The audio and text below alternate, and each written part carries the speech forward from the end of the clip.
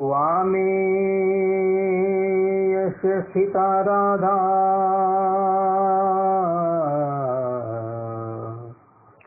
श्रीश्च यस्यास्ति वक्षसि वृन्दावनविहारं तं श्रीकृष्णं हृदि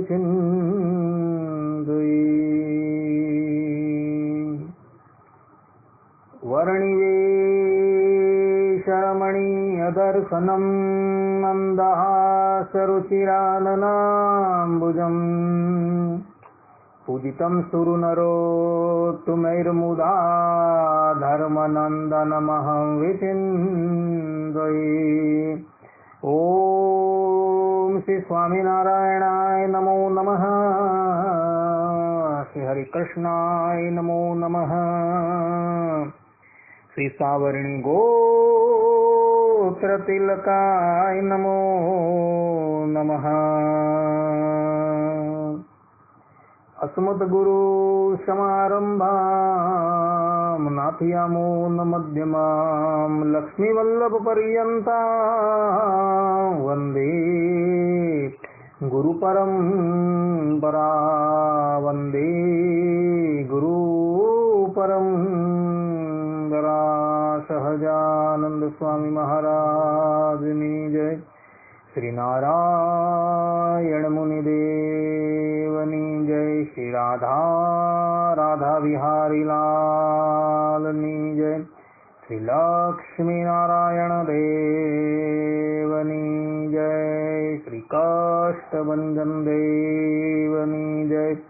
श्री विघ्न विनायक देवनी जय। श्री सिद्धेश्वर महादेवनी जय।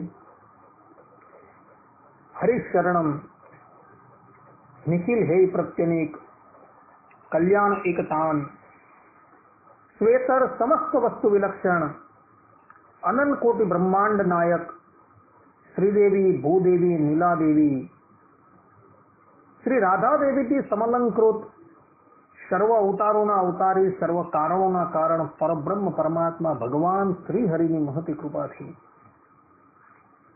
આપણે બધા માનવ જીવનનો સર્વોત્કૃષ્ટ લાભ એવા સત્સંગને માટે ઉપસ્થિત થયા છે. ઉપસ્થિત થનારા બધા જ ભગવદ ભક્તોના હૃદયની અંદર અપરોક્ષ રૂપે બિરાજમાન પરબ્રહ્મ પરમાત્મા ભગવાન શ્રીમન નારાયણને હું ભાવપૂર્વક વંદન કરું છું. ભક્તો, આસોવદ અમાવાસ્યાનો દિવસ જે આવે એટલે આ દિવસ દિવાળીનો દિવસ કહેવાય અને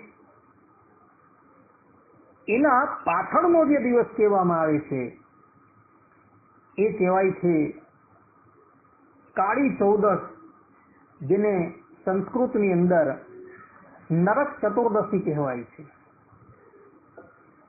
ભક્તો, આ નરક ચતુર્દશી જે છે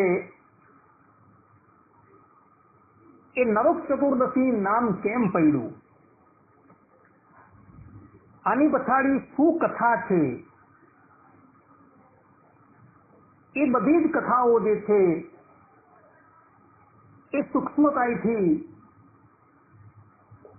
આપણે બધાએ જાણવી અત્યંત જરૂરી હોવાથી આજે એ કથાની ઉપર આપણે થોડો વિચાર વિમર્શ કરીએ. તો વાત જે છે એ બલિરાજાની છે. ભક્તો, આ નરક ચતુર્દશી એ બલિરાજાની સાથે પણ સંબંધ ધરાવે છે. ભૂમિપુત્ર નરકાસુરની સાથે પણ સંબંધ ધરાવે છે અને હનુમાનજી મહારાજ સાથે પણ આનો સંબંધ છે. ભક્તો, આપણે ક્રમશઃ આ બધી જ કથાઓ જે છે એને અવલોકન કરીએ. ભક્તો, વાત એવી છે કે પ્રહલાદજીના જે પૌત્ર જે છે જેનું નામ બલિ હતું. દેવાસુર સંગ્રામની અંદર દેવોના હાથે બલિરાજા જે છે એ વીર ગતિને પ્રાપ્ત થઈ જાય છે, પરંતુ એમના આચાર્ય એટલે કે ગુરુ શુક્રાચાર્યજી જે છે એક મહાન ઋષિ હતા, સમર્થ હતા. એટલે એઓ પોતાની પાસે જે સંજીવની વિદ્યા જે છે તેના દ્વારા બલિરાજાને અને એમના જે સૈનિકો હતા એ બધાને એ જીવિત કરી દે છે. અને ત્યારબાદ શુક્રાચાર્યજી બલિરાજા પાસે એક એવો યજ્ઞ કરાવે છે કે એ યજ્ઞની અંદરથી દિવ્ય રથ, દિવ્ય કવચ અને અસ્ત્ર શસ્ત્ર જે છે એ પ્રગટ થાય છે. અને બલિરાજાને કહે છે કે તમે આ રથની ઉપર સવાર થઈ જાઓ. ગુરુદેવના ચરણની અંદર વંદન કરી બલિરાજા એ દિવ્ય રથની ઉપર સવાર થઈ જાય છે. ત્યારે દેવતાઓ જુએ છે કે હવે બલિનો સામનો થઈ શકે એવું સામર્થ્ય આપણી અંદર છે નહીં. એટલે એ લોકો બધા જ પોતપોતાના સ્થાનકો ખાલી કરીને જતા રહે છે. આમ બલિરાજાએ પોતાના સામર્થ્યથી અને ગુરુની કૃપાથી સંપૂર્ણ ત્રિલોકીનું આધિપત્ય જે છે એ પ્રાપ્ત કરી લીધું. શુક્રાચાર્ય જે વિચાર કરે છે કે હવે અસુરોની સત્તા જ આ ત્રિલોકીની અંદર કાયમ રહે, એટલે માટે હું બલિરાજાની પાસે 100 અશ્વમેધ યજ્ઞ કરાવું. બલિરાજા ભક્તો જ્યારે ત્રિલોકીના અધિપતિ હતા ને ત્યારે એઓને જે પણ કોઈક વસ્તુ જોઈતી હોય એ બધી જ વસ્તુ ઉપલબ્ધ થઈ જતી હતી. અને પ્રજા પણ એના રાજ્યની અંદર અતિશય સુખી હતી. આ બાજુ એક પછી એક એમ 99 યજ્ઞ પૂર્ણ થયા અને 100મો અશ્વમેધ યજ્ઞ જે છે તેનો પ્રારંભ થયો. પરંતુ એની અંદર ભૂલથી શુક્રાચાર્યજી બલિરાજા પાસે ગણપતિનું પૂજન કરાવવાનું ભૂલી ગયા. આ વાત જે છે એ ગણેશ પુરાણની અંદર લખેલી છે. અને એને લઈને વામન ભગવાનના રૂપની અંદર ગણેશ મહારાજ જે છે એ વિઘ્ન કરવા માટે આવીને ઉભા રહી ગયા. અને 3 ડગલાની અંદર વામન ભગવાને બલિ સહિત સંપૂર્ણ ત્રિલોકી જે છે એ એની પાસે કૃષ્ણ અર્પણ કરાવી દીધી. આટલી કથા જે છે એ તમને શ્રીમદ ભાગવતની અંદર 8મ સ્કંધની અંદર જોવા મળશે. પરંતુ બાકીની કથા એના પછીની જે છે એ કથા તમને ભવિષ્ય પુરાણની અંદર ઉત્તર પક્ષની અંદર 140મા અધ્યાયની અંદર જોવા મળે છે. બલિરાજા સંપૂર્ણ ત્રિલોકીનું રાજ્ય અને પોતે સુદ્ધા પણ ભગવાનને સમર્પિત થઈને ભગવાન શ્રીમદ નારાયણના અનન્ય આશ્રિત થઈ ગયા. એટલે શ્રીમદ નારાયણ જે છે એ અતિશય પ્રસન્ન થઈ ગયા. એટલે ભગવાન શ્રી હરિએ બલિરાજાને વરદાન માંગવા કહે છે. હવે બલિરાજાને જ્યારે આ વરદાન માંગવા માટે ભગવાને પ્રેરણા કરી તે દિવસે આસોવદ 14મી તિથિ હતી ભક્તો. ત્યારે બલિરાજાએ કહ્યું કે પ્રભુ આસોવદ 14 અને આસોવદ અમાસ આ 2 તિથિ જે છે એ તમે અમને અર્પણ કરો. આ દિવસે જે પણ કોઈ વ્યક્તિ યમરાજના નિમિત્તથી દીપદાન કરે તો એને ક્યારેય પણ યમનું તેડું ન આવે. વળી પ્રભુ આ જે બંને તિથિઓ જે છે એ તિથિને દિવસે જે પણ કોઈક વ્યક્તિ એનું મન જે પ્રમાણે હોય, એની ઇન્દ્રિયો જે પ્રમાણેની ક્રિયા કરતી હોય એ જ પ્રમાણેની ક્રિયા એ આખું વર્ષ કરતો રહે. જો વ્યક્તિ રડતો હોય તો એ આખું વર્ષ રડતો રહે. જો વ્યક્તિ પોતાની સમસ્ત ઇન્દ્રિયો ભગવાનની અંદર વિનિયોગ કરી દે તો એની આખા વર્ષની બધી જ ક્રિયા ભગવાનમય રહેશે. કોઈ વ્યક્તિ દાન કરતો હશે તો એનું આખું વર્ષ દાન કરવાની અંદર જશે. કોઈ વ્યક્તિ આ બંને દિવસ પોતાનું મન, પોતાની ઇન્દ્રિયો વ્યાપારની અંદર લગાવશે તો એનું આખું વર્ષ જે છે એ પ્રમાણે જશે. આ પ્રમાણેનું વરદાન જે છે એ બલિ રાજાએ ભગવાનની પાસે માંગ્યું. આ કથા ભક્તો ભવિષ્ય પુરાણની અંદર ઉત્તર પર્વના 140માં અધ્યાયની અંદર આવે છે. જે વ્યક્તિએ જોવું હોય એ જોઈ શકે છે. ભગવાન શ્રીમદ નારાયણ જે છે એ અતિશય રાજી થઈ ગયા અને બલિ રાજાને એનું મનગમતું વરદાન જે છે એ ભગવાને અર્પણ કર્યું અને ત્યારબાદ બલિ રાજાને લઈને ભગવાન પાતાળમાં પ્રવેશી ગયા. એટલે ધરાતલની ઉપર રહેતા દરેક મનુષ્યએ આ બલિ રાજાના અને ભગવાનના વચન જે છે એ ખાસ શ્રવણ કરવાના છે. આસોવદી ચતુર્દશી અને આસોવદી અમાવાસ્યા આ 2 દિવસની અંદર જે પણ કોઈક વ્યક્તિઓનું મન જે પ્રકારનું હશે, એની ઇન્દ્રિયો જે પ્રમાણે પ્રવૃત્તિ માર્ગની અંદર પ્રવૃત્ત થશે એ જ પ્રમાણે એનું આખું વર્ષ જે છે એ વ્યતીત થશે. માટે ભગવાનના ભક્તોએ તો ખાસ ધ્યાનમાં રાખવું કે એણે તો પ્રયત્ન કરીને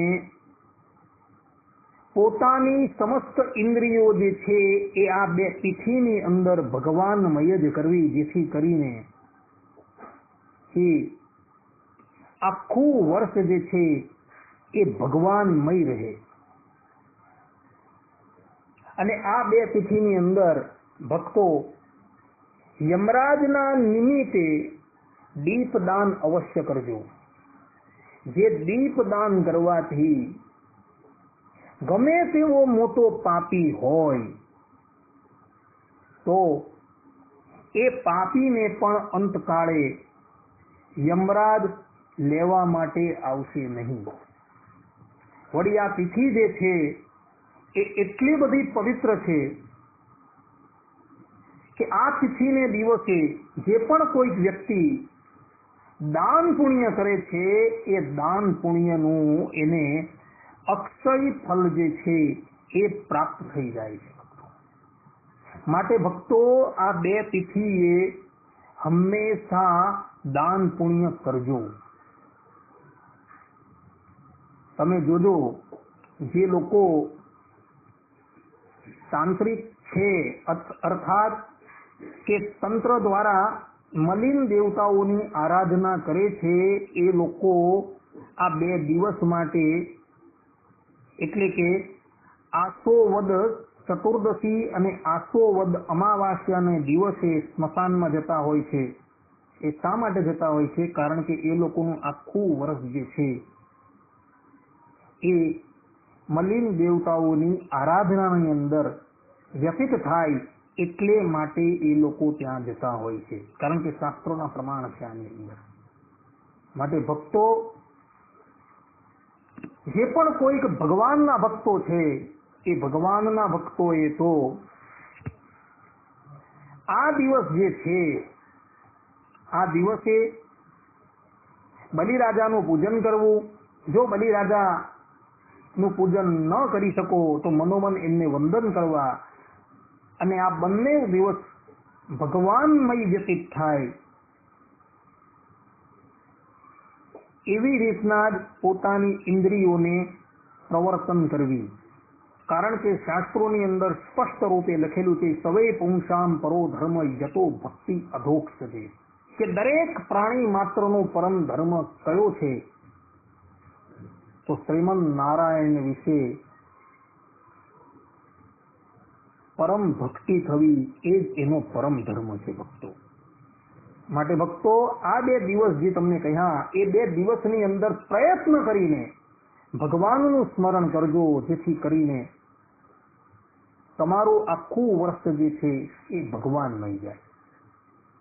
કોઈ વ્યક્તિ એમ કહે કે ભાઈ અમે તો ગ્રહસ્થ છીએ તો અમે શું કરીએ, તો એને એ દિવસે પ્રવૃત્તિ પણ કરવી અને ભગવાનનું ભજન પણ કરવું, પરંતુ એ પ્રવૃત્તિ જે છે એ ભગવાનમય કરવી.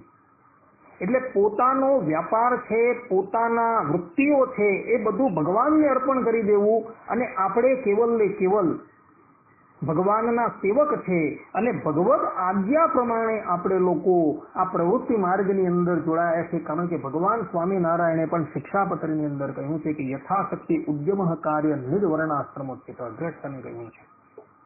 એટલે ગ્રહસ્થએ એવું વિચારવું કે અમે અમારી વૃત્તિને માટે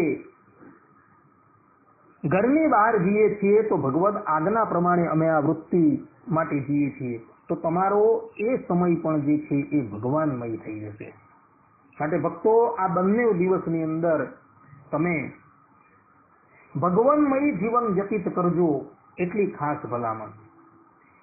હવે આ નરક ચતુર્દશી જે છે તેના સંબંધની અંદર બીજી પણ એક કથા જે છે એ શાસ્ત્રોની અંદર જોવા મળે છે ભક્તો. વરાહ પુરાણની અંદર એક કથા આવે છે. કથા એવી હતી કે ભગવાન શ્રીમન નારાયણની 3 નિત્ય પત્રાણીઓ છે, શ્રીદેવી, ભૂદેવી અને નીલાદેવી, અને ચતુર્થ પત્રાણી જે છે એ રાધાદેવી છે. હવે આ જે છે એ ભગવાનના અનાદિના પત્નીઓ છે. ભૂમિ દેવી તો લોક અર્થાત કે પ્રાણી માત્રને પોતે ધારણ કરી રહ્યા છે અને વરાહ ભગવાને એમનો ઉદ્ધાર કરેલો હતો એવી વાત વરાહ પુરાણની અંદર પણ લખેલી છે ને શ્રીમદ ભાગવતના 3ય સ્કંધની અંદર પણ જોવા મળે છે. એક વખતની વાત છે, ધરા દેવીએ સંધ્યા સમયે શ્રીમન નારાયણની પાસે સમાગમની યાચના કરી. આ સમાગમની યાચના કરી એટલે શ્રીમન નારાયણે કહ્યું કે તે અકારણ અસમયની અંદર મારી પાસે સમાગમની ઈચ્છા પ્રગટ કરેલી છે, માટે મારા સંકલ્પથી તને ગર્ભ ધારણ થઈ જશે, પરંતુ તારા ગર્ભ થકી એક અસુર પ્રગટ થશે. કારણ કે સંધ્યા વેલાના સમયે તે મારી પાસે સમાગમની ઈચ્છા વ્યક્ત કરી છે. ભગવાન શ્રીમન નારાયણ ભક્તો અખંડ બ્રહ્મચારી છે. ઉપનિષદોની અંદર આવે છે કે ભલે એ ગ્રહસ્થ આશ્રમની અંદર રહ્યા છે છતાં પણ એ ઉર્ધ્વરેતા બ્રહ્મચારી છે. એટલે ધરાદેવીને આ પ્રમાણે આશીર્વાદ આપ્યો એટલે એ ધરાદેવીના ગર્ભ થકી એક અસુરનું પ્રાગટ્ય થયું, જે અસુરનું નામ હતું નરકાસુર, જેની કથા શ્રીમદ ભાગવતની અંદર 10મ સ્કંદની અંદર 59મા અધ્યાયની અંદર આવે છે. એ જ નરકાસુરનું એક નામ છે ભૌમાસુર. નરકાસુરનું પ્રાગટ્ય થયું એ સાક્ષાત પરબ્રહ્મ પરમાત્મા શ્રીમન નારાયણનો પુત્ર છે અને ધરાદેવીનો પણ પુત્ર છે. ધરાદેવીએ પોતાના પુત્રને અજર અને અમર થવા માટે ઘોર તપસ્યા કરી અને ઘોર તપસ્યાના ફલ રૂપે શ્રીમન નારાયણ જયારે એની સન્મુખ પ્રગટ થયા ત્યારે શ્રીમદ નારાયણે એને વરદાન માંગવા કહ્યું. ત્યારે એણે કહ્યું કે મારા પુત્ર નરકાસુરને તમારું અમોઘ અસ્ત્ર જે છે નારાયણ અસ્ત્ર તે પ્રદાન કરો અને એ હંમેશને માટે અજર અને અમર થઈ જાય. શ્રીમદ નારાયણ કહ્યું કે અમરત્વનું વરદાન તો દેવતાઓને પણ અમે આપેલું નથી ને એ પણ ભલે અમૃત પાન કરીને અમર થઈ ગયા, પરંતુ અમુક કાળ માટે એ લોકો અમર થયા છે, કાયમ માટે અમર નથી થયા. માટે એ વરદાન તો અમે તમને ન આપીએ, બીજું કોઈ વરદાન માંગો. ત્યારે ધરાદેવીએ કહ્યું કે પ્રભુ, તમે અમને એવું વરદાન આપો કે જ્યાં લગીન હું ન કહું ત્યાં લગીન તમારે નરકાસુરનો વધ ન કરવો. એનું મૃત્યુ થાય તમારા હાથે, પરંતુ જ્યાં લગીન હું ન કહું ત્યાં લગીન તમારે એને મારવો નહીં. ભગવાને કહ્યું તથાસ્તુ. ભક્તો, પુત્ર હોય ને, પુત્ર એ ક્યારેક કુપુત્ર થઈ જાય, પરંતુ માતા ક્યારેય પણ કુમાતા થતા નથી. આ સિદ્ધાંત વાત છે. આ બાજુ નરકાસુર જે હતો એને આ વરદાનના પ્રતાપે ત્રિલોકીની અંદર ત્રાહી મામ પોકારી દીધું. વરુણદેવનું છત્ર હતું, એ છત્ર એને બળજબરીથી લઈ લીધું. અદતી માતાના કુંડળો હતા, એ કુંડળો પણ એને બળજબરીથી લઈ લીધા હતા. બીજા દેવતાઓ પાસે જે પણ સારી સારી વસ્તુ હતી, જે પણ સારા સારા રત્ન હતા, એ બધી વસ્તુઓ એને પોતાના રાજ્યની અંદર લાવીને મૂકી દીધેલી હતી અને 16,100 કન્યાનું એને અપહરણ કરી દીધેલું હતું. અને આ બધી જ વાત જે છે એ દેવતાઓએ ભગવાન શ્રી કૃષ્ણને કહી હતી. એ વખતે ધરાદેવી પણ જે છે એ ભગવાન શ્રી કૃષ્ણની સાથે એમની લીલાની અંદર સહાય કરવા માટે સત્યભામાના રૂપની અંદર પ્રગટ થયા હતા અને ભગવાને એમનું પાણી ગ્રહણ કરેલું હતું. દેવતાઓએ જ્યારે નરકાસુરની બધી જ વાતો કરી એટલે ભગવાન શ્રીમદ નારાયણે સત્યભામાને કહ્યું કે દેવી, આજે આપણે એક અગત્યનું કાર્ય કરવા માટે જવાનું છે, માટે તમે તૈયાર થાઓ. ભગવાન શ્રીમદ નારાયણે અસ્ત્ર શસ્ત્રને ધારણ કર્યા, કવચ ધારણ કર્યું. તે જ પ્રમાણે સત્યભામાએ પણ અસ્ત્ર શસ્ત્ર છે અને કવચ જે છે એને ધારણ કરી લીધું. પૂર્વે ભાઈઓ રાજાઓની જે રાણીઓ હતી, રાજકુમારીઓ હતી ને, તે પણ અસ્ત્ર શસ્ત્ર ચલાવવાની તાલીમ લેતી હતી. સત્યભામા અને ભગવાન શ્રીમદ નારાયણ જે છે એ રથની ઉપર આરૂઢ થયા, અર્થાત ગરુડની ઉપર આરૂઢ થયા અને એ લોકો નરકાસુરની રાજધાની પ્રાગ જ્યોતિષપુરની અંદર આવ્યા. પ્રાગ જ્યોતિષપુર એટલે વર્તમાન સમયનું આસામ. પ્રાગ જ્યોતિષપુરની અંદર આવ્યા અને જોયું કે નરકાસુરની રાજધાની જે છે એ અભેદ્ય કિલ્લાઓથી સુરક્ષિત છે. જલ દુર્ગ છે, વાયુ દુર્ગ છે, ઇત્યાદિ દુર્ગોથી એ રાજધાની સુરક્ષિત છે. ભગવાને પોતાની ગદાથી અને સુદર્શન ચક્રીથી એના અભેદ્ય કિલ્લાઓ જે છે એ બધા ભંગ કરી દીધા. નરકાસુરનો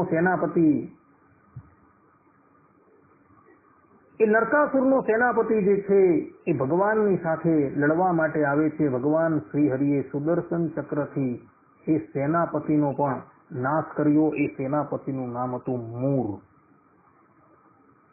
ને મૂર નામના સેનાપતિ એના દાનવનો નાશ કર્યો એટલે ભગવાનનું એક નામ મુરારી પડેલું હતું. શ્રીમદ ભાગવતની અંદર આ વાત આવે છે. ત્યારબાદ નરકાસુર જે છે એ યુદ્ધ કરવા માટે આવે છે. પરંતુ વચ્ચે એક ઘટના બનેલી. આ નરકાસુરની પાસે જે નારાયણ અસ્ત્ર હતું ને, એ નારાયણ અસ્ત્ર આ નરકાસુરે પોતાના પુત્ર ભગદત્તને સમર્પિત કરી દીધેલું હતું. ભક્તો, ભગદત્તની કથા જે છે એ મહાભારતની અંદર આવે છે. મહાભારતની અંદર કૌરવો અને પાંડવોનું જ્યારે યુદ્ધ થતું હતું ત્યારે આ ભગદત્ત જે છે એ કૌરવ પક્ષમાંથી યુદ્ધ કરવા માટે આવેલો હતો અને અર્જુનના હાથે એ વીર ગતિને પ્રાપ્ત થઈ જાય છે. નરકાસુરે પોતાનું દિવ્ય અસ્ત્ર જે છે એ પોતાના પુત્રને અર્પણ કરી દીધું હતું. એટલે માટે નરકાસુરની પાસે હવે દિવ્ય અસ્ત્રોની અંદર અમોઘ અસ્ત્ર હવે કોઈ રહ્યા ન હતા, પરંતુ હજુ પણ એ એની માતાના વરદાનથી સુરક્ષિત હતો. ભગવાન શ્રી કૃષ્ણ અને નરકાસુરનું ઘોર યુદ્ધ થવા લાગ્યું. નરકાસુરે પોતાનું પ્રચંડ પરાક્રમ પ્રગટ કર્યું અને ભગવાનને એને ઘાયલ કરી દીધા. પોતાના પતિને આ પ્રમાણે ઘાયલ થયેલા જોયા એટલે સત્યભામાએ કહ્યું કે સ્વામી, તમે શું જોયા કરો છો? તમે નરકાસુરનો વધ કરો. હવે આ જે સત્યભામા હતા ને, એ સત્યભામા સાક્ષાત ધરા દેવી હતા અને નરકાસુરને આ વાતની ખબર નથી. કારણ કે સ એકદા ભવતી ત્રિદા ભવતી, જે મુક્ત પુરુષ હોય એ એક કરતા અનેક રૂપો જે છે એ ધારણ કરી શકે છે એવું વેદાંતની અંદર લખેલું છે. ભક્તો, સાક્ષાત ભગવતી શ્રુતિ જ આ વાત કહે છે. આ પ્રમાણે જ્યારે ધરાદેવીએ જ સ્વયં કહ્યું કે પ્રભુ તમે નરકાસુરનો વધ કરો, એટલે ભગવાન શ્રીમદ નારાયણે પોતાના સુદર્શન ચક્રને નરકાસુરની ઉપર ચલવું અને નરકાસુર પોતે રણ મેદાનની અંદર હતાહત થઈ જાય છે. અર્થાત કે ભગવાન શ્રીમદ નારાયણના સુદર્શન ચક્રના પ્રતાપથી નરકાસુર રણભૂમિની અંદર ઢળી પડે છે. એ ભલે ગમે તેવો હોય, પરંતુ અંતે તો શ્રીમદ નારાયણનો પુત્ર હતો. ભગવાન શ્રીહરિ એની પાસે આવે છે. નરકાસુર ભગવાન શ્રીહરિના ચરણની અંદર વંદન કરે છે. પ્રભુ કહે છે કે નરકાસુર શી ઈચ્છા છે? નરકાસુર કહે છે, પ્રભુ હવે શેની ઈચ્છા હોવાની? આપ શ્રીદંત કાળે અમારી સામું આવીને ઉભા રહ્યા છો, હવે અમારે બીજી શું ઈચ્છા હોય? પરંતુ પ્રભુ તમે એટલી કૃપા કરજો કે આજે આસો વદ ચતુર્દશી છે અને એ દિવસે હું હવે તમારા દિવ્ય ધામની અંદર જવા માટે તૈયાર થયો છું. તો પ્રભુ તમે એક મને વરદાન આપો. આ તિથિને દિવસે જે પણ કોઈ વ્યક્તિ સમુદ્રગામી નદીની અંદર અથવા તો સમુદ્રની અંદર જઈને સ્નાન કરશે ને, એ વ્યક્તિને ક્યારેય પણ યમરાજનું તેડું ન આવે. એટલું કૃપા કરીને તમે મને વરદાન આપો. અને આ દિવસે જે મનુષ્ય જે ક્રિયા કરે એ જ પ્રમાણે એ વ્યક્તિ આખું વર્ષ પોતાનું વ્યતીત કરે. અર્થાત કે એ જ પ્રમાણેનું ઇન્દ્રિય અને અંતકરણ જે છે એ જ ક્રિયા કરતું રહે. ભગવાન શ્રીમદ નારાયણ નરકાસુરને વરદાન આપે છે અને નરકાસુર ભગવાનના ચરણની અંદર વૃત્તિ લગાવી ભગવાનના ધામની અંદર જાય છે. આ બધી કથા જે છે એ ઇતર પુરાણોની અંદર આવે છે. બધી કથાઓને ભેગી કરીને હું તમને કહું છું. આજે કહેવાનું તાત્પર્ય ભક્તો એ છે કે આસોવદી ચતુર્દશી જે છે એ નરક ચતુર્દશી કેમ કહેવામાં આવે છે, કાળી ચૌદશ કેમ કહેવામાં આવે છે, એનું કારણ આવ્યું આ છે. અહીં પણ નરકાસુર સ્પષ્ટ રૂપે કહે છે કે પ્રભુ, આ દિવસે જે વ્યક્તિનું મન અને ઇન્દ્રિયો જે છે એ જે પ્રમાણે પ્રવૃત્ત થતી હોય તે જ પ્રમાણે આખું વર્ષ એનું જાય, એ પ્રમાણેનું નરકાસુર વરદાન માગે છે. ભગવાન એને એ વરદાન આપે છે. માટે ભક્તો ભલા થઈને આ ચતુર્દશી અને અમાવાસ્ય, એ અમાવાસ્ય આ બે તિથિને દિવસે પોતાનું મન જે છે અને પોતાની ઇન્દ્રિયો જે છે એ ભગવાન સન્મુખ રાખજો, જેથી કરીને તમારું આખું વર્ષ જે છે એ ભગવાનમય જાય. હવે બીજી એક વાત કરીએ તો શાસ્ત્રોની અંદર કલ્પ ભેદે કરીને આ નરક ચતુર્દશીને દિવસે હનુમાનજીનું પ્રાગટ્ય જે છે તે પણ બતાવેલું છે. શિવ પુરાણની અંદર એક સ્થાનની ઉપર એવું સ્પષ્ટ રૂપે લખાયેલું જોવા મળે છે કે ભાઈ આસોવદ અમાવાસ્યાનો જે દિવસ કહેવાય, આસોવદ ચતુર્દશીનો જે દિવસ કહેવાય, એ હનુમાનજી મહારાજનું પ્રાગટ્યનો દિવસ કહેવાય છે ભક્તો.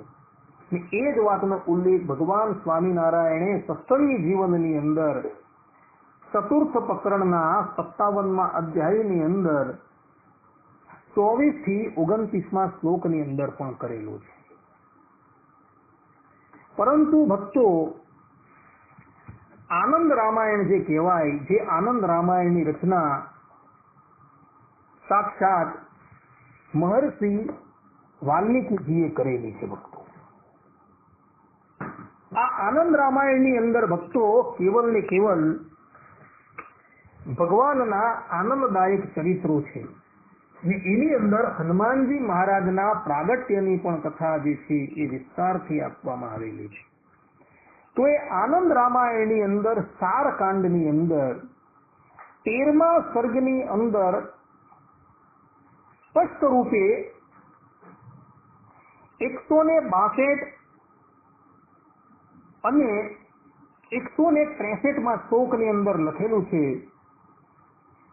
કે ચૈત્ર સુધી પૂર્ણિમાને દિવસે હનુમાનજીનું પ્રાગટ્ય થયું. એક જગ્યાએ પુરાણોની અંદર અને એમાં પણ શિવ પુરાણની અંદર એવો ઉલ્લેખ જોવા મળે છે કે હનુમાનજી મહારાજનું પ્રાગટ્ય જે છે એ આસોવદી ચતુર્દશીના દિવસે થયું છે. અને આનંદ રામાયણની અંદર સ્પષ્ટ રૂપે એવું લખેલું છે કે હનુમાનજી મહારાજનું પ્રાગટ્ય જે છે એ ચૈત્ર સુધી પૂર્ણિમાને દિવસે થયું છે. તો આની અંદર આપણે શું માનવું? તો એની અંદર પણ વિદ્વાન લોકો જે છે એ વિદ્વાન લોકો કહે છે કે ભાઈ આની અંદર તમારે કલ્પભેદ માનવો. એક કલ્પની અંદર હનુમાનજી મહારાજનું પ્રાગટ્ય જે છે એ ચૈત્ર સુદ પૂર્ણિમાને દિવસે થયું હતું અને એક કલ્પની અંદર હનુમાનજી મહારાજનું પ્રાગટ્ય જે છે એ આસોવદ ચતુર્દશીને દિવસે થયું હતું. તો તમારી યથારુચિ પ્રમાણે હનુમાનજી મહારાજના પ્રાગટ્યની જે તિથિ જે છે એ તમારે ગ્રહણ કરી લેવાની છે. કોઈ વ્યક્તિ એવું કહેતા હોય કે ભાઈ અમે લોકો તો આસોવદી ચતુર્દશીને દિવસે હનુમાનજી મહારાજનો જન્મોત્સવ જે છે મનાવશું, તો એને માટે એ પણ યોગ્ય છે. ને કોઈ વ્યક્તિ એવું કહેતા હોય કે ભાઈ અમે ચૈત્ર સુધી પૂર્ણિમાને દિવસે હનુમાનજી મહારાજના પ્રાગટ્યનો ઉત્સવ મનાવશું, તો એને માટે એ પણ યોગ્ય છે. કારણ કે શાસ્ત્રોની અંદર બે પ્રકારના વચનો જે છે એ જોવા મળે છે ભક્તો. ભગવાન સ્વામિનારાયણે પણ પોતાના સંપ્રદાયની અંદર આ બંને તિથિઓ જે છે એ માન્ય કરેલી છે. સત્સંગી જીવનની અંદર ચતુર્થ પ્રકરણ 57મા અધ્યાયની અંદર 28 અને 29મા શ્લોકની અંદર ભગવાન સ્વામિનારાયણ પોતે કહી રહ્યા છે કે આસોવદી ચતુર્દશીને દિવસે હનુમાનજીનું તેલ, સિંદૂર, આંકડાના પુષ્પોના હારો અને અડદની દાળના વડા વિગેરે વડે મોટું પૂજન કરવું, કેમ કે આ તિથિએ એમનો જન્મ કહ્યો છે. આ હનુમત પૂજનમાં ચતુર્દશી તિથિ જે છે એ સંગૌ સમય વ્યાપીની લેવી. બંને દિવસે પણ સંગૌ વ્યાપીની તે જો હોય તો ત્રયોદશીના વેદવાળી પૂર્વની જ લેવી, પણ ઉત્તરની ન લેવી. આ પ્રમાણે ભગવાન શ્રી હરિ જે છે એ નિર્ણય કરી રહ્યા છે. કહેવાનું તાત્પર્ય એ છે કે ઉદ્ધવ સંપ્રદાયની અંદર આ બંને તિથિઓ માન્ય કરેલી છે. આસોવદ ચતુર્દશી પણ માન્ય છે અને ચૈત્ર શુક્લ પૂર્ણિમા પણ માન્ય છે. પરંતુ વધારે પડતો ઢળાવ ઉદ્ધવ સંપ્રદાયનો આસોવદી ચતુર્દશીને દિવસનો છે. ને એ જ દિવસે ભગવાન સ્વામિનારાયણે તેલ છે, સિંદૂર છે, આંકડાના ફૂલો છે, એના દ્વારા હનુમાનજી મહારાજનું પૂજન કરવાની આજ્ઞા કરેલી છે. ભગવાન સ્વામિનારાયણ શિક્ષાપત્રીની અંદર 127મા શ્લોકની અંદર પણ સ્પષ્ટ રૂપે આચાર્યના ધર્મની અંદર પોતાના બંને દીકરાઓને આજ્ઞા આપે છે કે ભાદ્ર શુક્લ ચતુર્થ્યામ ચ કાર્યમ વિઘ્નેશ પૂજનમ ઈશ કૃષ્ણ ચતુર્દશ્યામ કાર્યાર્ચા ચ હનુમત. અને ભાદરવા સુધી ચતુર્થીને દિવસે ગણપતિની પૂજા કરવી તથા આસોવદી ચતુર્દશીને દિવસે હનુમાનજીની પૂજા કરવી. શેનાથી પૂજા કરવી એ બધી જ વાત ભગવાન સ્વામિનારાયણે અહીં સત્સંગી જીવનની અંદર લખેલી છે. ભક્તો, આ શ્લોકની ટીકાની અંદર અર્થાત કે અર્થદીપિકા ટીકાની અંદર સતાનંદ સ્વામી સ્પષ્ટ રૂપે કહે છે કે ભલે અહીં આચાર્ય મહારાજને હનુમાનજી મહારાજ અને ગણપતિ મહારાજની પૂજા કરવાની આજ્ઞા આપી છે, પરંતુ આચાર્યની સાથે સાથે આ ધર્મ જે છે એ ઉદ્ધવ સંપ્રદાયના સમસ્ત આશ્રિતોને લાગે છે. માટે આ દિવસે સમસ્ત ત્યાગી હોય કે ગ્રસ્ત હોય બધા જ લોકોએ હનુમાનજી મહારાજનું પૂજન કરવું, એમ સ્પષ્ટ રૂપે આજ્ઞા અપાયેલી છે. ભક્તો, ભગવાન સ્વામિનારાયણ જ્યારે આ ધરાતલની ઉપર પ્રત્યક્ષ રૂપે બિરાજમાન હતા ત્યારે પણ તેઓ નિજજનોના આચાર્ય ધર્મની અંદર રહ્યા હતા. એટલે આ તિથિએ હનુમાનજી મહારાજનું અને ગણપતિ મહારાજનું પૂજન કરતા હતા. અર્થાત કે ભાદરવા સુધી ચતુર્થીને દિવસે ગણપતિ મહારાજનું પણ પૂજન કરતા હતા અને આસોવદી ચતુર્દશીને દિવસે હનુમાનજીનું પણ પૂજન કરતા હતા. કોઈ એમ ન કહે કે આની અંદર અન્યાશ્રય થઈ જાય, પતિવ્રતાની ભક્તિ જે છે એ ભંગ થઈ જાય, એવું ક્યારેય પણ માનતા નહીં. કારણ હનુમાનજી મહારાજ જે છે એ રામના અનન્ય ભક્ત છે અને રામાયણની અંદર વચન જોવા મળે છે. ભગવાન શ્રી રામના શ્રીમુખના વચન છે અને એ જ વચનો જે છે એ શિક્ષાપત્રી અર્થદીપિકાની અંદર પણ જોવા મળે છે, આ જ શ્લોકની ટીકાની અંદર. કારણ કે ભગવાન શ્રી રામ સ્પષ્ટ રૂપે ત્યાં હનુમાનજી મહારાજને વરદાન આપે છે કે જે લોકો તમારું પૂજન કરશે, તમારું ભજન કરશે, તેને અંતકાળે હું મારું પરમ પદ આપીશ. તુલસીદાસજી પણ પોતે કહે છે, તુમ્હારે ભજન રામ કો પાવે, જન્મ જન્મ કે દુઃખ વિરસાવે. અર્થાત કે તમારું ભજન કરનારા જે છે એ શ્રી રામજીની પ્રાપ્તિ કરે છે. ભક્તો, નારદ પુરાણની અંદર તો ભગવાન વેદવ્યાસજીએ હનુમાનજી મહારાજનું અનુષ્ઠાન કેવી રીતના કરવું, એના કયા મંત્રો છે, એમના કયા સ્તોત્ર છે, એના કયા પટોલો છે, કયા કવચો છે, એનો વિસ્તારથી ઉપદેશ આપેલો છે. જગતની અંદર એક જ આ ભગવત ભક્ત એવા છે કે જેની પૂજાની પ્રથા આ ભારત વર્ષની અંદર અધ્યાપથી અક્ષૂણ રીતે ચાલતી આવે છે. ભારત વર્ષની અંદર શાયદ જ કોઈ એવું શહેર કે એવું કોઈ ગામ હશે કે જેની અંદર હનુમાનજી મહારાજનું મંદિર ન હશે. કોઈ પણ ગામની અંદર જાઓ તો અંતે તમને હનુમાનજી મહારાજનું મંદિર તો જોવા મળે ને મળે જ. ભગવાન કરતા પણ ભક્તોનો પ્રતાપ જે છે, ભક્તોનો મહિમા જે છે અતિશય વધી ગયો અને ઠેર ઠેર હનુમાનજી મહારાજના મંદિરો જે છે એ તમને જોવા મળે છે. ઉદ્ધવ સંપ્રદાયની અંદર તો ભગવાન સ્વામિનારાયણે પોતાના કર કમલો દ્વારા હનુમાનજી મહારાજની પ્રતિષ્ઠા પણ કરી છે. વડતાલની અંદર ભગવાન સ્વામિનારાયણે પોતાના કર કમલો દ્વારા હનુમાનજીની આરતી ઉતારેલી છે અને એની પ્રતિષ્ઠા કરી છે. આજે પણ હનુમાનજી મહારાજ વડતાલના મુખ્ય મંદિરમાં બિરાજે છે. ગઢપુરની અંદર પણ ગોપીનાથજી મહારાજને જ્યાં પધરાવેલા છે ત્યાં જ બાજુમાં હનુમાનજી મહારાજની પ્રતિષ્ઠા કરી છે અને હનુમાનજી મહારાજને ગોપીનાથજી મહારાજની સેવામાં રાખેલા છે. તો આવા હનુમાનજી મહારાજ જે છે એમનું પ્રાગટ્ય જે છે એ આસો વદી ચતુર્દશીને દિવસે છે. શિવ પુરાણની અંદર તમે જુઓ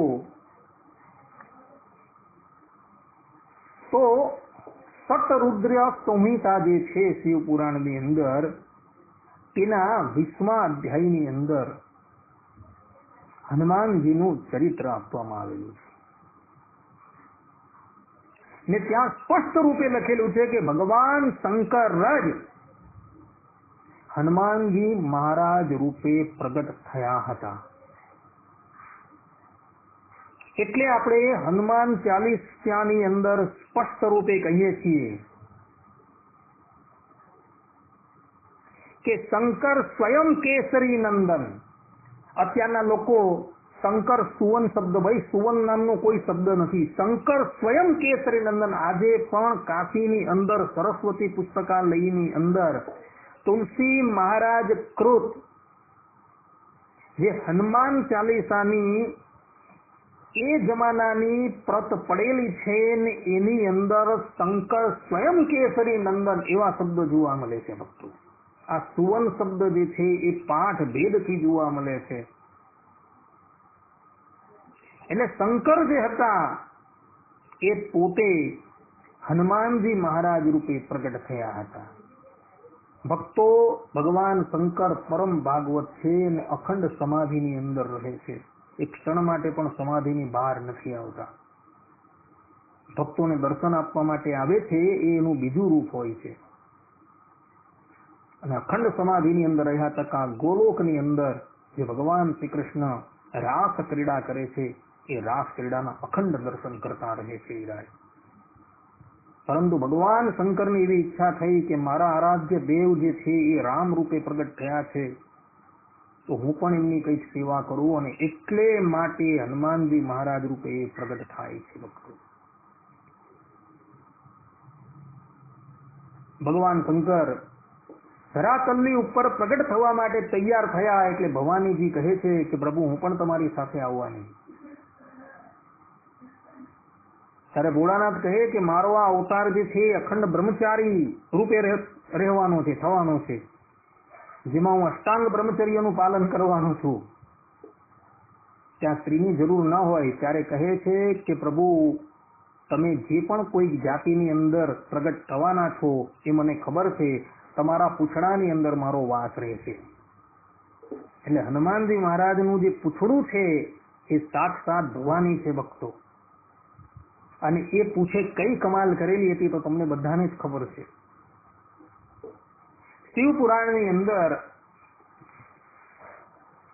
સપ્તરુદ્ર સંહિતાની અંદર હનુમાનજીની કથા જે છે એ સાક્ષાત નંદીશ્વર જે છે એ પોતે કરી રહ્યા છે અને એ કથા એવો સંકાદિક ઋષિઓને સંભળાવી રહ્યા છે. આપણે એ કથા જે છે એ થોડી અવલોકન કરીએ, જેથી કરીને આપણે કિંચિત હનુમાનજી મહારાજના પણ ગુણ ગાઈ લઈએ. કારણ કે શ્રીમદ ભાગવતના ચતુર્થ સ્કંદની અંદર કહ્યું છે કે પરિશ્રમ કરીને ઉપાર્જિત કરેલી વિદ્યા જે છે એ વિદ્યાનું સુફળ તો જેના હૃદયની અંદર પરબ્રહ્મ પરમાત્મા શ્રીમદ નારાયણના ચરણારવિંદ અખંડ બિરાજમાન છે એવા એ ભક્તોના ગુણ ગાવા.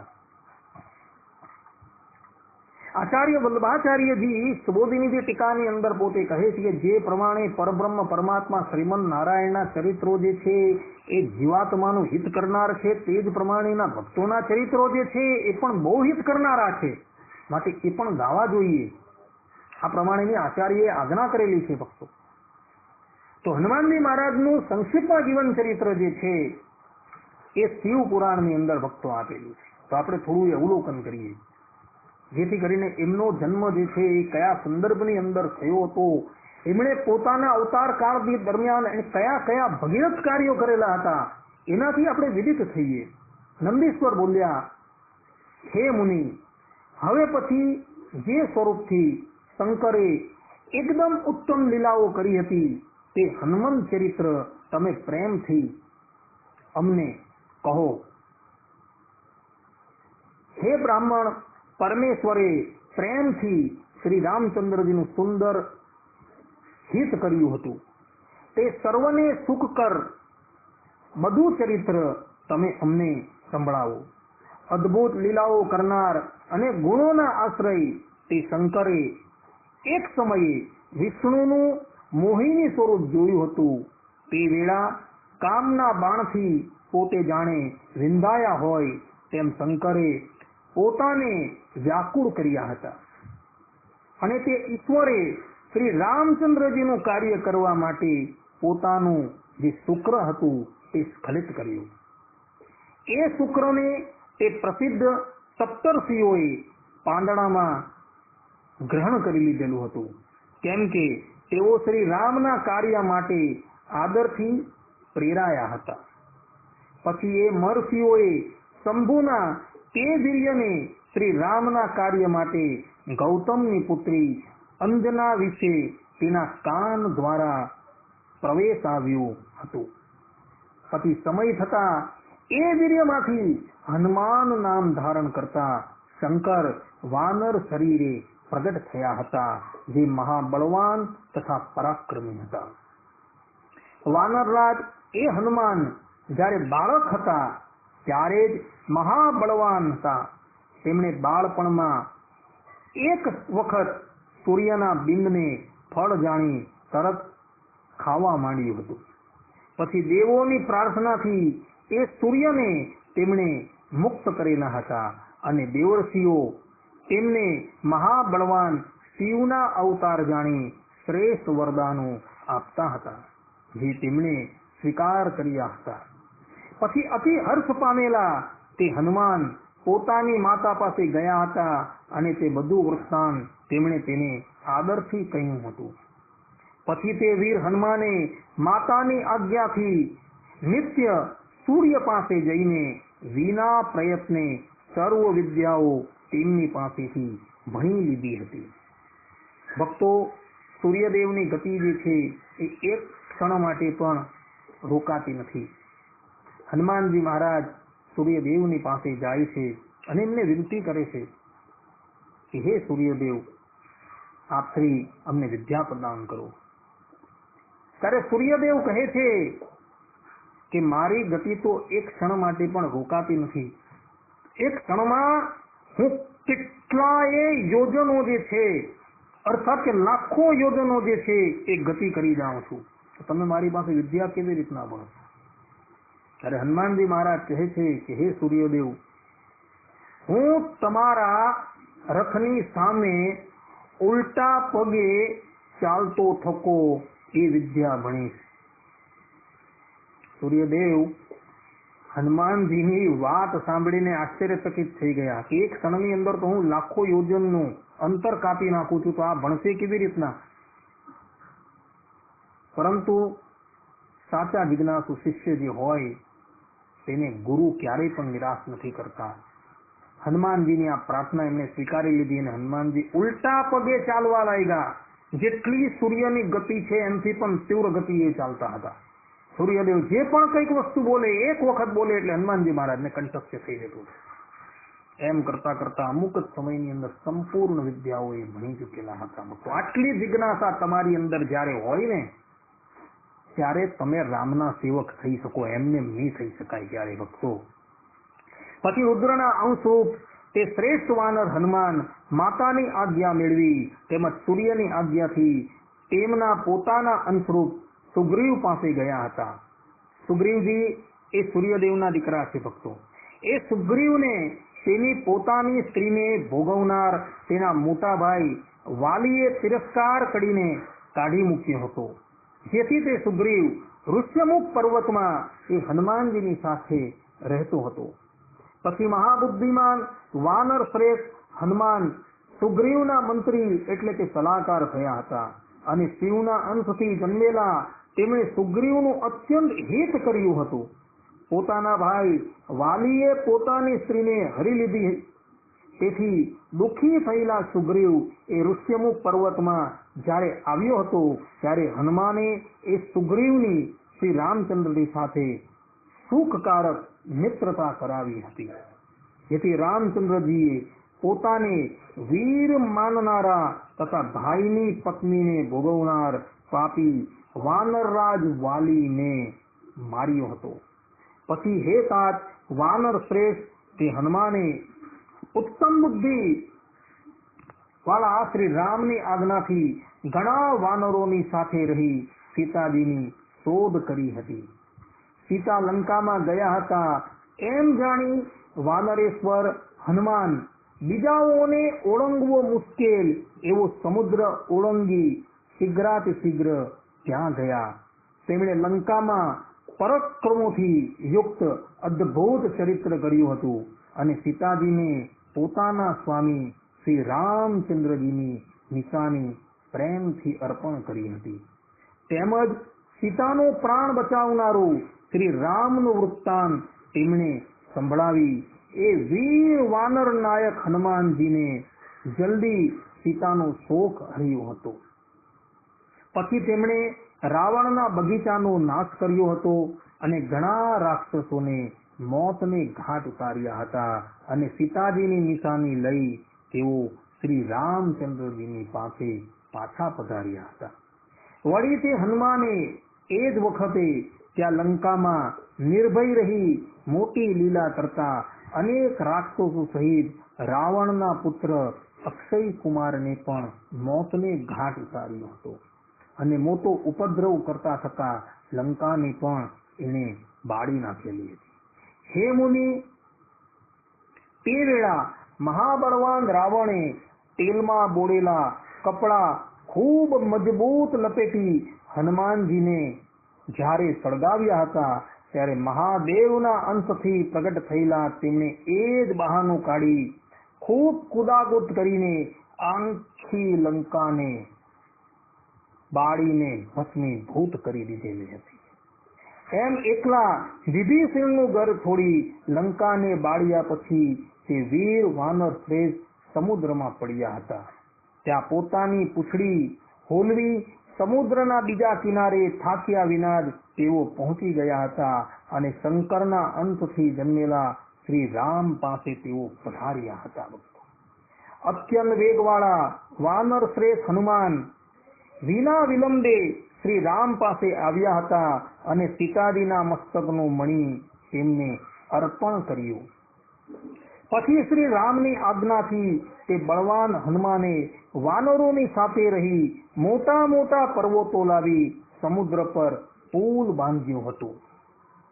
પછી તે સ્થળે શ્રી રામે સમુદ્ર ઓળંગવા ઈચ્છતી વિજયની ઈચ્છાથી રામેશ્વર નામે શિવલિંગની પ્રતિષ્ઠા કરી તેનું પૂજન કર્યું હતું અને શિવના વરદાનથી વિજયનું વરદાન મેળવી શ્રી રામે સમુદ્ર ઓળંગ્યો હતો અને તે પછી લંકાને ઘેરો ગાળી વાનરોની સાથમાં રહીને રાક્ષસો સાથે યુદ્ધ કર્યું હતું.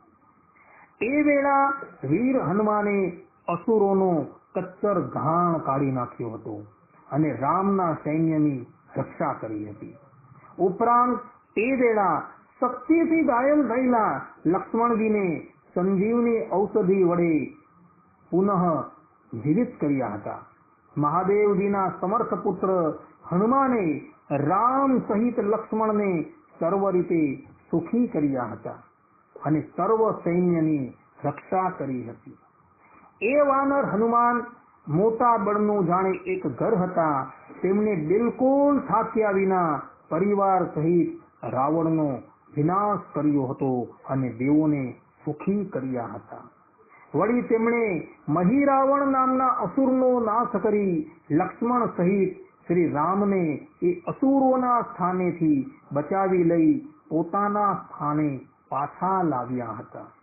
વાનર શ્રેષ્ઠ એ હનુમાને એમ સર્વ પ્રકારે શ્રી રામના કાર્ય તત્કાળ કર્યા હતા. અસુરોને નમાવ્યા હતા અને જાત જાતની લીલાઓ કરી હતી. કપીશ્વર હનુમાને પૃથ્વીલોક ઉપર શ્રી રામની ભક્તિ સ્થાપી હતી અને પોતે ઉત્તમ ભક્ત બની સીતા તથા શ્રી રામને સુખ આપ્યું હતું.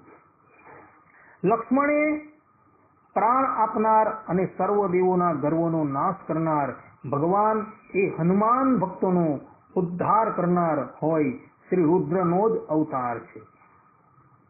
મહાવીર તે હનુમાન સર્વકાળ શ્રી રામનું કાર્ય કરનાર, દૈત્યનો નાશ કરનાર અને ભક્તો પર પ્રેમાળ હોય લોકમાં રામદૂતના નામે કહેવાય છે.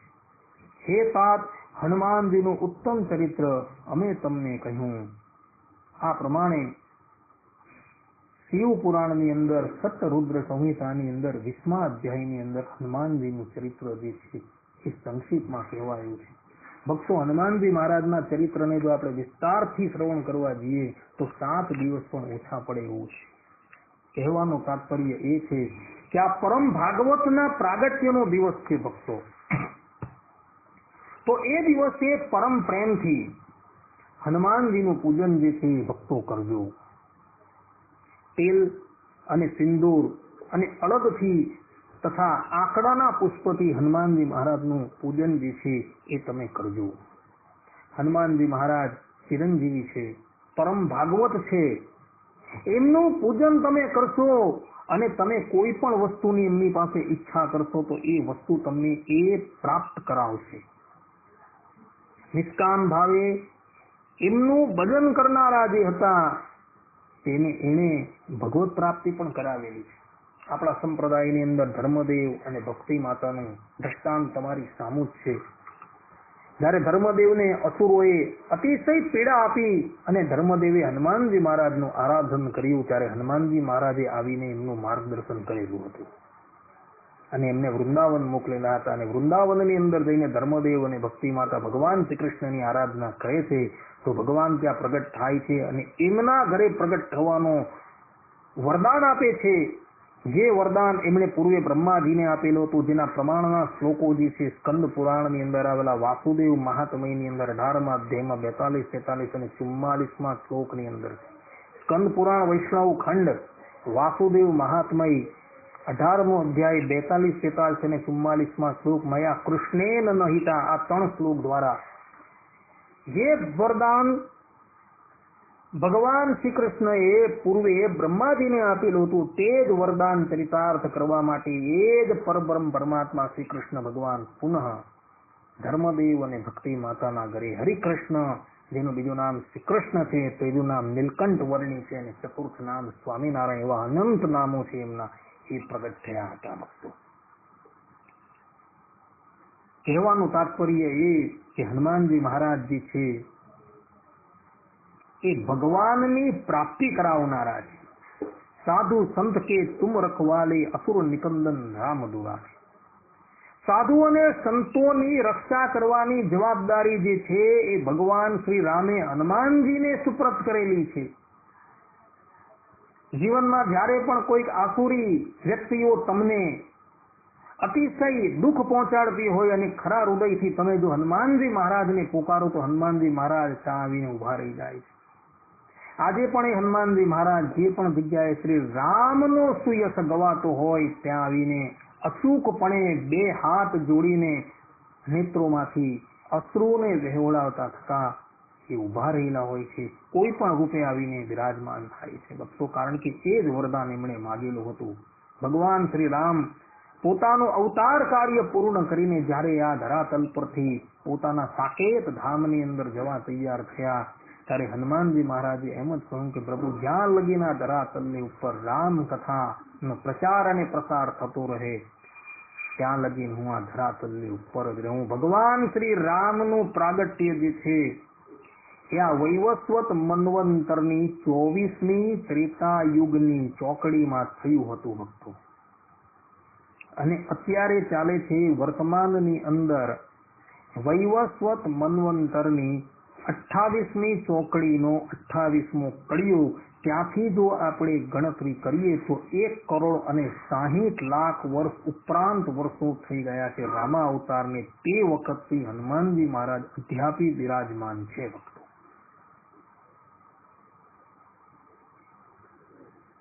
સ્વામિનારાયણ સંપ્રદાય માટે તો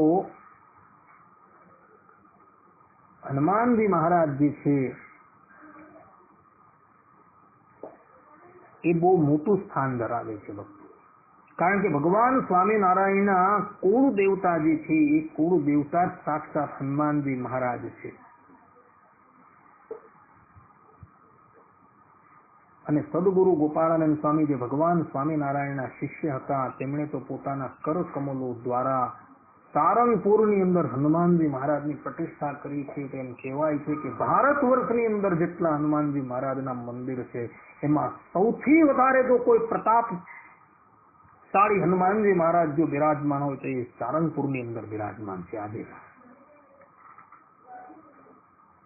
આવા હનુમાનજી મહારાજનું પ્રાગટ્ય જે છે ભક્તો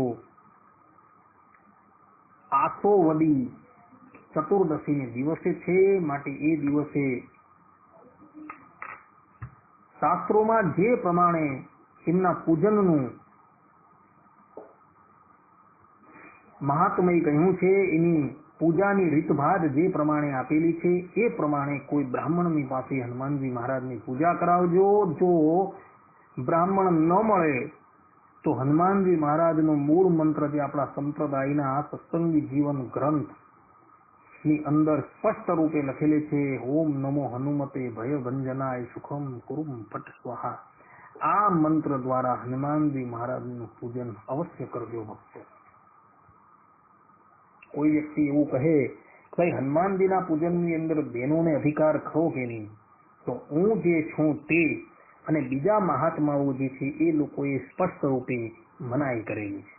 બહેનોએ હનુમાનજી મહારાજની પૂજા કરવી હોય તો એને માધ્યમની અંદર પુરુષને રાખવા, કારણ કે હનુમાનજી મહારાજ એ બ્રહ્મચર્યનું પ્રતીક છે ભક્તો. અને બ્રહ્મચર્યનું પ્રતીક હોવાથી બહેનો જે છે એ એમને સ્પર્શ ન કરી શકે.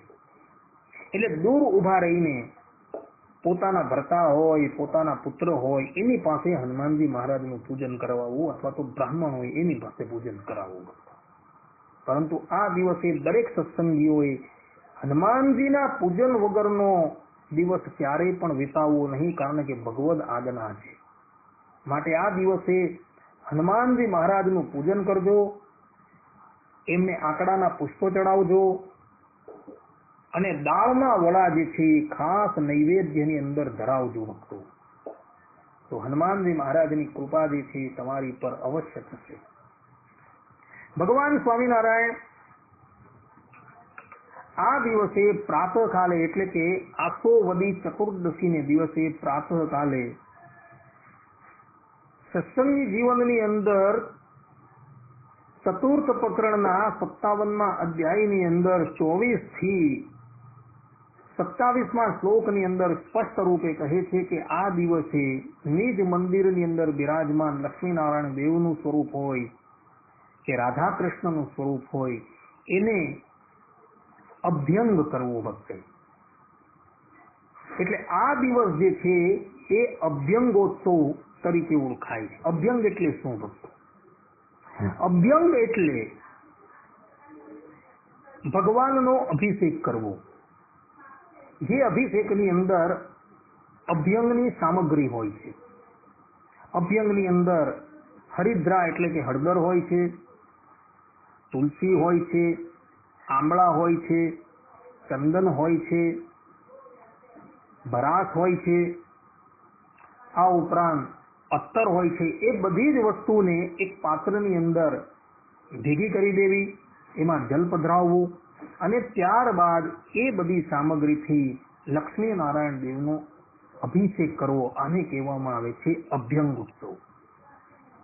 તો ભગવાન સ્વામિનારાયણ સ્પષ્ટ રૂપે કહે છે કે આ દિવસે અભ્યંગ ઉત્સવ કરવો. પ્રાતઃકાલે લક્ષ્મી નારાયણ દેવ અથવા રાધા કૃષ્ણ જે છે એને સરસ મજાના વસ્ત્ર આભૂષણ જે છે એ અર્પણ કરવા. ને એ વસ્ત્ર આભૂષણો જે છે એ રક્ત વસ્ત્ર આભૂષણ જ તે દિવસે અર્પણ કરવા. અને ભગવાનના નૈવેદ્યની અંદર ફૂલવડી છે, ભજીયા છે, વડા છે અને માલપુવા જે છે એ વિશેષપણે તે દિવસે નિવેદિત કરવા. હનુમાનજી મહારાજને તો વડા છે ને પૂરી છે બધું અર્પણ કરવાનું જ છે, પણ એ સંધ્યા સમયે છે. પ્રાતઃકાળે જ્યારે રાજભોગની સામગ્રી આવે ત્યારે રાજભોગની અંદર લક્ષ્મી નારાયણ દેવનો અભ્યંગ મહોત્સવ હોવાથી તેમને અભ્યંગ કરી વિશેષપણે આ સામગ્રીઓ જે છે એ અર્પણ કરવાની છે. બાકીનો ક્રમ જે છે એ નિત્યની અંદર જે પ્રમાણે ચાલતો હોય તે જ પ્રમાણે આપણે એને ચાલુ રાખવાનું છે. આ પ્રમાણે નરુક ચતુર્દશી જે છે તેની કથાઓ વિભિન્ન પુરાણોની અંદર જોવા મળે છે ભક્તો. એ બધી જ કથાઓ જે છે ભક્તો તમારી પાસે અમે કહી છે. આ બધી જ કથાઓ જે છે એને હૃદયસ્થ રાખજો ને આ દિવસે વિશેષપણે લક્ષ્મીનારાયણ દેવનું અભ્યંગ કરજો અને હનુમાનજી મહારાજની ભક્તો પૂજા કરજો, જેથી કરીને તમારી ઉપર હનુમાનજી મહારાજની તથા લક્ષ્મીનારાયણ દેવની કૃપા જે છે એ અવશ્ય રહેશે. જે પ્રમાણે શાસ્ત્રોની અંદર રીત બતાવેલી છે એ જ પ્રમાણે એ જ રીતિ અનુસાર અભ્યંગ મહોત્સવ પણ કરજો અને હનુમાનજી મહારાજનું પૂજન પણ કરજો.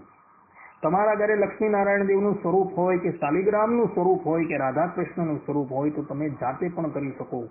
જો ન હોય તો મંદિરની અંદર જે રાધા કૃષ્ણનું સ્વરૂપ છે, લક્ષ્મીનારાયણનું સ્વરૂપ છે, એને જે અભ્યંગ થતો હોય એના દર્શન ભક્તો અવશ્ય કરજો. કારણ કે ભગવાન સ્વામિનારાયણની આજ્ઞા છે આવી રહ્યા. માટે ભક્તો આ પ્રમાણે શાસ્ત્રોની અંદર નરક ચતુર્દશીની કથાઓ જે છે એ જોવા મળે છે ભક્તો. માટે બધા જ ભક્તો આ કથાને હૃદયસ્થ કરશું. અસ્તુ. હવે